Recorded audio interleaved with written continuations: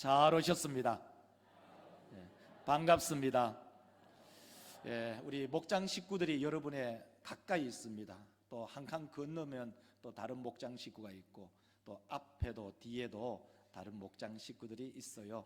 그래서 첫째는 우리 목장 식구들이 누군가를 한번 살펴보시고, 그 다음 한 칸 건너면은 다른 목장에는 어떤 분이 계신가를 한번 눈여겨보시기를 바랍니다. 자, 우리 하나님의 말씀은 하겠습니다. 하나님의 말씀은 하나님의 말씀은 하나님의 말씀은 하나님의 말씀은 이렇게 하나님의 말씀을 먹음으로써 우리의 영혼이 더욱더 살찌고 풍성해지기를 원합니다. 우리 믿음의 성도들, 우리 함께 하나님의 말씀의 숲으로 들어가겠습니다. 우리나라에서는요, 가장 오래된 나무가 강원도 정선에 있는데, 바로 두이봉이라는 그 봉우리에 주목, 나무 이름이 주목이에요. 여러분 설교 때 주목, 이 주목이 아니고 나무 이름이 주목인데, 그 나무가 약 한 1400년 정도로 오래 살았다는 거예요. 주목 한번 보여주실래요? 주목이 이 나무예요. 근데 작년에 2022년에 이 천년기념물 433호로 지정이 되었어요. 아마도 우리 가운데 등산 좋아하시는 분은 한번 가봐야지 그런 생각이 들 정도로 아주 멋진 나무예요. 근데 우리나라뿐만 아니라 전 세계에서도 가장 오래된 나무가 미국에 있는데, 그 미국에 있는 나무가 블리스콘 소나무라고 해요. 이것이 미국 캘리포니아 주에 있는데요, 약 한 3,500m 정도에서 이 나무들이 산대요. 이 나무 크기는 한 5m에서 한 15m 정도 자라고요. 그리고 이 직경은 한 2m 50에서 한 3m, 한 60 정도의 직경으로 자랍니다. 근데 제가 이 나무를 보면서 사실 굉장히 많이 놀랐어요. 왜냐하면 나무가 깡말라 있거든요. 나무 한번 보여주실래요? 이렇게 나무가, 이런 나무예요. 고산지대에 사니까 이렇게 나무가 자라는 거예요. 그래서 이 나무의 나이가 얼만가를 연구한 애리조나 대학의 톰 할렌이라는 교수가 이 나무의 수령을 얘기했는데, 무려 5,062년 동안 이게 살아 있었대요. 전설적인 나무죠. 여러분 마음속에 살짝 나도 한 5,000년 정도 살고 싶어, 그런 마음이 생길지도 몰라요. 나무가 우리나라에 한 1400년도에 수령에 있는 나무도 오래된 나무인데, 무려 5,000년 이상 사는 나무도 있다는 게 굉장히 놀랍고 신기했어요. 우리 사람 믿음의 성도들, 오늘 본문 말씀을 우리가 이야기하면요, 야곱에게는 12명의 아들이 있었어요. 근데 그 12명의 아들들을 오늘 본문이 축복하는데, 그 중에서도 요셉을 축복하는 본문이 오늘의 본문이에요. 12명의 아들을 다 축복하지만 그 중에서도 11번째 아들인 이 요셉을 얼마나 아버지가 축복을 하는지, 그 축복의 내용이 오늘 우리 믿음의 권속들의 가정과 자녀들에게도 그 축복이 미치기를 주의 이름으로 축원합니다. 그렇습니다. 그래서 이 야곱이 그 아들들을 어떻게 축복하는지를 오늘 이 본문 말씀 바로 26절이 끝나는데, 그 축복한 내용 전체를 딱 한마디로 오늘 본문에서는 28절에서 이렇게 얘기를 하고 있어요. 자, 28절 한번 읽겠습니다. 이들은 야곱의 12명의 아들을 말해요. 이들은 이스라엘의 12지파라. 이와 같이 그들의 아버지가 그들에게 말하고, 곧 그들 각 사람의 분량대로 우리 모든 믿음의 권속들을, 우리 자녀들을 축복하고 축복하는 그런 복된 가정 되시기를 주의 이름으로 축원합니다. 그렇습니다. 요셉이 12명의 아들에게 축복을 했어요. 근데 그 중에 이 요셉, 자기 아들에게는, 이 11번째 아들에게는 아주 더더욱 축복을 많이 했는데, 그 아들이 무성한 가지가 될 것을 믿으면서 그 아들을 축복했어요. 그래서 오늘 본문 말씀 22절을 한번 읽어보도록 하겠습니다. 요셉은 곧 샘 곁에 그 가지가 담을 넘었도다. 참 멋지죠? 요셉은 무성한 가지인데 그 무성한 가지가 샘 곁에 있었는데 그 가지가 얼마나 무성했던지 담을 넘는 그러한 무성한 가지이다 인 거예요. 그래서 오늘 본문 말씀을 가지고 제목을 무성한 가지라는 제목으로 그 첫 번째로는요, 바로 무성한 가지에 무엇이 열리는가예요. 무성한 가지에 무엇이 열릴까? 무성한 가지에는요, 하나님의 복이 열려요. 그러면 그 하나님의 복은 무엇일까? 그 무성한 가지에는 복이 열리는데 그 복이 하나님의 복이에요. 그 하나님의 복은 두 가지로 열려요. 그 첫째는 물질의 복이에요. 두 번째는 자녀의 복이에요. 오늘 본문 말씀 25절을 한번 읽어볼까요? 내 아버지 하나님께로 말미암나니 그가 너를 도우실 것이요 전능자로 말미암나니 그가 내게 복을 주실 것이라.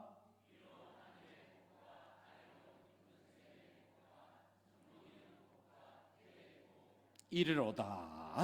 아멘. 이 본문 말씀 읽어보면 크게 두 가지인 것이 분명해요. 하나는 위로부터 나타나는 하늘의 복이 있고 아래는 깊은 샘의 복. 이건 전부 뭐냐면 물과 관련되어 있어요. 위로는 하늘의 복, 하늘 문이 열려서 이슬이 내린다는 거예요. 비가 내린다는 거예요. 그리고 또 하나는 아래의 이 깊은 샘의 복은 샘을 팔 때마다 물이 펑펑 쏟아 올라와서 이것이 농수가 되는 거예요. 이 하늘의 복과 땅의 복은 결국 이 농사와 직결이 되고 이 마른 땅에 물이 공급됨으로써 풍성한 농작물을 거두어 드리는 거예요. 그 한 예를 든다면 이 요셉의 아버지의 아버지죠. 요셉의 아버지 야곱, 야곱의 아버지 이삭. 이삭이 한 해의 농사를 지어서 100배의 소출을 얻게 되죠. 그리고 그 이삭은 창대하고 거부가 되어요. 어떻게 해요? 농사를 100배의 소득을 얻었기 때문이에요. 창세기 26장 12절에 보면 우리가 이렇게 들려주고 있어요. 여러분 읽으시기를 바랍니다. 보세요. 이삭이 그 땅에서 얻었고 여호와께서 복을 주심으로 그 사람이 장대하고 왕성하여 마침내 거부가 되었어요. 거부가 어떻게 되었느냐? 한 해의 농사를 지어서 100배의 소출을 얻었어. 그리고 그 사람이 창대하고 왕성하고 결국은 그 사람이 거부가 되었다. 어떻게 그렇게 거부가 되었을까요? 농사를 지었어. 100배의 소출을 얻었어. 그럼 어떻게 100배의 소출을 얻었을까요? 물 공급이 잘 되었어. 하늘에 비가 내리고 이슬이 내리고 그리고 땅에는 샘물이 솟아나서 농수로 그 농작물에 물을 대었기 때문이죠. 바로 아버지 야곱은 우리 아들 요셉이 무성한 가지가 되었으면 좋겠다. 그 무성한 가지에 어떤 복이 맺히느냐? 하나님의 복이 맺히는데 그 하나님의 복이 어떤 것이냐? 두 가지라는 거예요. 하나는 바로 물질의 복, 농사의 복이라는 거죠. 우리 모든 믿음의 권속들이 하나님의 복을 누리되 바로 우리의 생업에, 그것이 직장을 다니든 사업을 하든 농사를 짓든 때로는 우리 학생들이 공부를 하든 그 모든 일에 있어서 하나님이 복을 내리실 줄 믿으시기를 주의 이름으로 축원합니다. 이러한 복. 그래서 이 아버지의 마음이 우리 아들, 딸들이 이러한 복을 받았으면 좋겠다. 두 번째 복이 뭐냐? 자녀의 복이에요. 자녀의 복인데 그 자녀의 복이 뭐냐면은 25절 하반절에서 나타나잖아요. 여러분 25절 하반절을 여러분 빨간 글씨를 한번 읽어보시기를 바랍니다. 자, 25절 하반절에 보면은 위로 하늘의 복과 아래로 깊은 샘의 복과 복이로다, 이렇게 얘기하잖아요. 우리 사람 믿음의 권석들, 바로 이 무성한 가지에는 어떤 복이 열리느냐? 하나님의 복이 열리는데, 하나님의 복은 두 가지라고 말씀드렸어요. 그 첫째는 물질의 복이고 또 하나는 자녀의 복이에요. 25절 하반절에 보면 이것이 자녀의 복인 것을 너무나 선명하게 우리한테 보여주죠. 젖먹이는 복과 태의 복이다. 고대에는 유아 사망률이 굉장히 높았어요. 그래서 아이들을 많이 낳죠. 아이들을 많이 낳아야만이 그 중에 몇 명이라도 건질 수가 있는 것입니다. 다른 말로 하면은 모종을 많이 갖는 것은 복 중의 복이에요. 복 중의 복이죠. 그래서 우리 모든 믿음의 권속들, 우리는 하나님께서 창세기에 말씀하신 자녀들을 생산하고 그 자녀들이 번성하고 또 생육하고 충만하기를 원해요. 근데 지금은 자녀를 하나 아니면 둘, 셋 놓으면 많이 낳았다고 얘기해요. 우리는 이런 시대에 살아가요. 2023년이죠. 3월 26일에 연합신문에 이런 기사가 났어요. 출생아 중에서 첫 번째 아이의 비중이 얼마인가? 무려 62.7%예요. 다시 말해서 사상 최고로 거의 모든 가정에서는 한 아이만을 놓는다는 거예요. 한 아이를 62.7%가 전부가 한 아이라는 거예요. 이것을 통계를 시작한 것이 1981년부터 통계를 냈는데 약 한 41년 동안 통계를 냈는데 작년이 가장 정점을 찍었어요. 전부 가정에 거의 한 아이를 낳는다는 거예요. 뿐만 아니라 출생하는 아이하고 사망하는 사람의 수를 통계청에서 계산을 했는데요. 표를 한번 보여주면 1년에 출생하는 아이는 24만 9천 명이에요. 그런데 1년에 죽는 사람은 37만 3천 명이에요. 이 그래프가 말하는 거예요. 그래프가 내려오는 그래프는 출생 그래프예요. 점점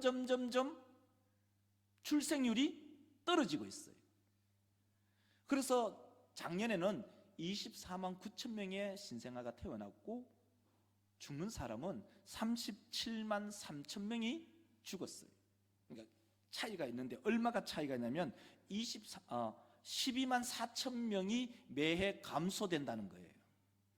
우리 경산 인구가 얼마죠? 27만 조금 넘었어요. 1년에 경산 인구의 절반이 사라지고 있는 거예요. 2년만 지나면 경산 인구가 도시가 하나씩 없어지는 거예요. 우리 사람 믿음의 권속들, 우리 모든 성도들의 가정에 많은 자녀의 복이 있기를 주의 이름으로 축원합니다. 지난 화요일에 문자를 하나 받았어요. 문자가 뭐냐면은 이제 내일부터 전국 목사장로 기도회가 시작되는데 그 목사장로 기도회 때 총회장님이 총회장 상을 준대요. 어떤 상을 주냐면은 다 자녀 가정에 총회장 상을 주겠대요. 그래서 제가 그것을 문자를 딱 보면서 우리 가정에는, 우리 교회는 최고 많이 출산하신 분이 4분이 없어요. 그래서 우리는 이거 신청해도 안 되겠다 그 생각하다가 가만히 생각해 보니까 송림교회는 아들 4딸 하나 집이 있는 거예요. 그래? 그러면 그 담임 목사님 오재훈 목사님께 연락을 해야지. 그 문자를 오재훈 목사님께 보내줬어요. 목사님, 이런 총회에서 목사장로 기도회를 하는데 총회장님이 상을 준대요. 한번 신청해 보세요. 그래서 오 목사님이 신청하겠대요. 그래서 신청을 했어요. 그래서 화요일날 그 전화를 통화하고 저는 잊어먹고 있었어요. 그래서 설교를 이제 마무리하려고 토요일날 오후에 모양실에 앉아서 이제 마무리를 한다고 생각하고 있다가 가만히 생각하니까 화요일날 그 문자를 보냈지? 어떻게 됐을까? 궁금한 거예요. 그래서 전화를 했어요. 목사님, 화요일날 전화통화 내용 기억하시죠? 총회 신청하셨나요? 하니까 신청했대요. 어떻게 되었어요? 물었어요. 목사님 하시는 말씀, 목사님, 저희 교회에는 5명의 아이가 있는데 그 신청했는데 저희들은 그게 해당이 안 된대요. 왜요? 하니까 300명 정도가 신청을 했는데 300가정이죠. 300가정이 신청했는데 최고 많이 자녀 수가 있는 가정이 11명이래요. 저도 깜짝 놀랐어요. 한 5명 정도 되면은 상 안 받겠나 싶어가지고 신청하라고 했는데 11명이래요.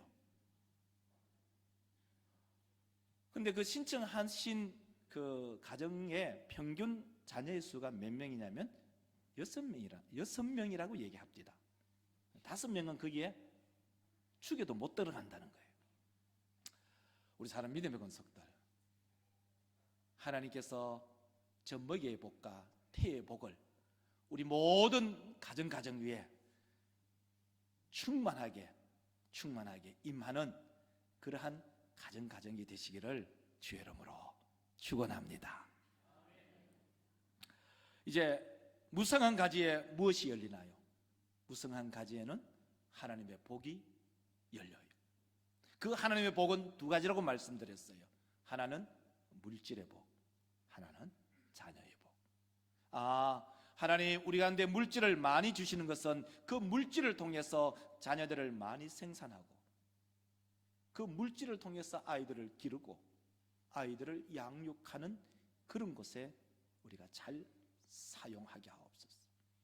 우리 믿는 권속들의 가정마다 태의 문을 여시고 젖먹이의 복이 우리 모든 권속들의 가정 위에 임하시기를 주의 이름으로 축원합니다. 2번째로, 누가 요셉을 무성한 가지로 만들었나요? 누가 요셉을 무성한 가지로 만들었나? 요셉은 무성한 가지입니다. 그리고 그 무성한 가지는 어디에 있냐면 샘 곁에 있어요.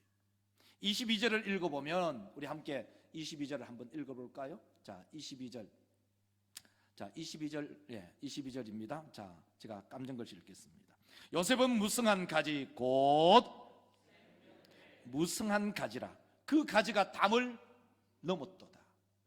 요셉은 무성한 가지인데 그 무성한 가지가 어떻게 되었을까? 요셉이 어떻게 무성한 가지가 되었을까? 그 이유는 한 가지예요. 샘 곁에 있었기 때문에. 다른 말 하면 저수지 곁에 있었기 때문에. 다른 말 하면은 물가에 있었기 때문에 요셉은 무성한 가지.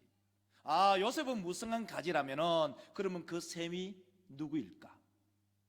그 샘은 하나님이시죠. 하나님 가까이 있는 사람은 무성한 가지가 되는구나. 그리고 뿐만 아니라 24절에 보면 이렇게 우리 가운데 들려주고 있어요. 자, 24절 읽겠습니다. 요셉의 활은 도리어 굳세며 그의 팔은 힘이 있으니 이는 이스라엘의 반석인 힘입음이라. 요셉은 무성한 가지였다. 그런데 요셉이 무성한 가지가 된 이유가 무엇일까? 샘 곁에 있었기 때문입니다. 요셉은 무성한 가지고 하나님은 샘이시구나. 그리고 요셉이 무성한 가지가 된 이유가 무엇인가? 그것은 바로 전능자, 야곱의 전능자 목자의 손이 요셉을 도와주셨기 때문이다. 우리 모든 믿음의 권속들도 무성한 가지가 되시기를 바랍니다.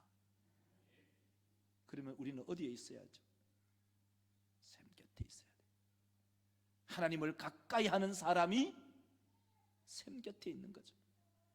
그 샘을 다르게 표현하기를 야곱의 전능자라고 표현하고 또한 뿐만 아니라 목자의 손이라고 표현합니다. 이 손이라는 말은 무슨 말이에요? 우리 정서로 말하면 이 손은 능력입니다. 우리 다르게 말하면 이런 거죠. 너 내 손 안에 있어. 너 내 손 안에 있다는 그 말은 너는 내 손 능력 안에 있다는 표현입니다. 근데 요셉은요, 인생을 살면서 많은 어려움과 고통을 당한 사람입니다.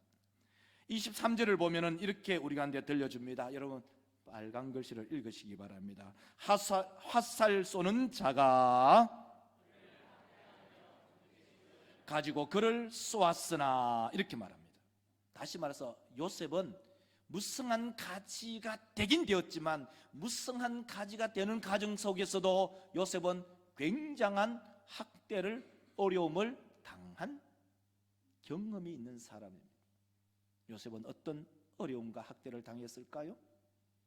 집안에서 아버지가 특별히 요셉을 사랑했잖아요. 그래서 요셉에게 채색 옷을 입혔어요. 10명의 형들이 요셉을 보면서 시기와 질투가 불일듯이 일어났어요. 요셉을 팔아먹으려고 하잖아요. 구덩이에 집어넣어 버렸잖아요. 구덩이에서 올라온 그 요셉은 바로 전능자의 손, 목자의 손에 의해서 은혜를 입은 사람입니다. 우리 믿음의 권속들, 우리가 무성한 가지의 삶을 살더라도 평탄하고 때로는 장미꽃이 뿌려진 탄탄대로의 길을 걷기만 하는 것은 아닙니다. 거기에 학대가 있고 때로는 고난이 있고 어려움이 있지만 거기에는 바로 야곱의 전능자 목자의 손에 도움이 있음을 우리 모든 믿음의 성도들이 믿으시기를 주의 이름으로 축원합니다.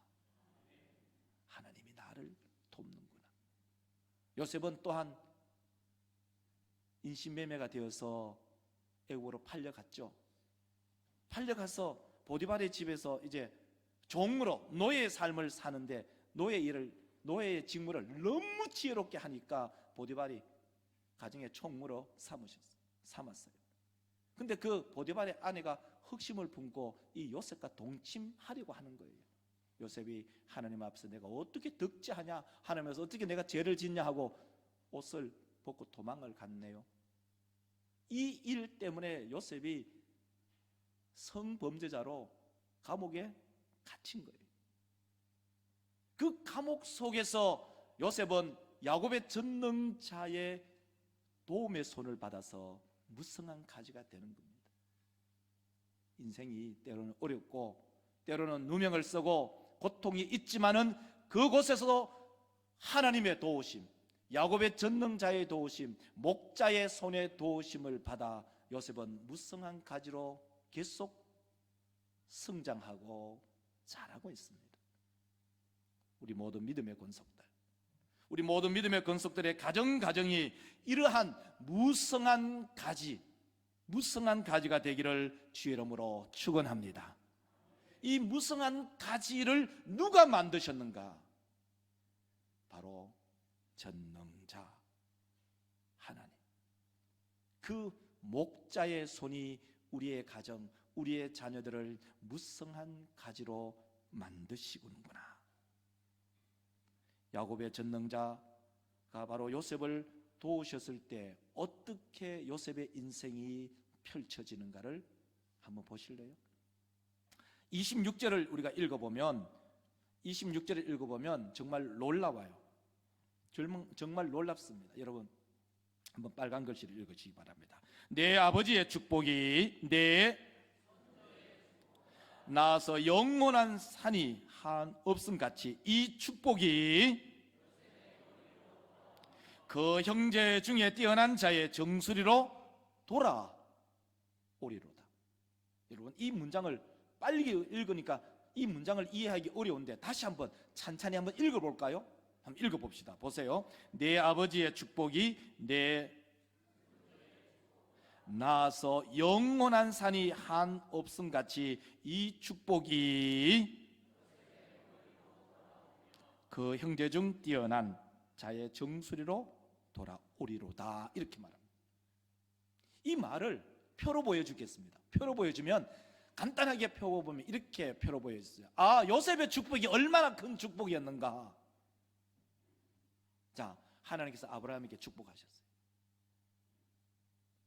그리고 그 아브라함의 복이 이삭에게 내려오는 거예요. 이삭에게 내려온 그 축복이 야곱에게 내려온 거예요.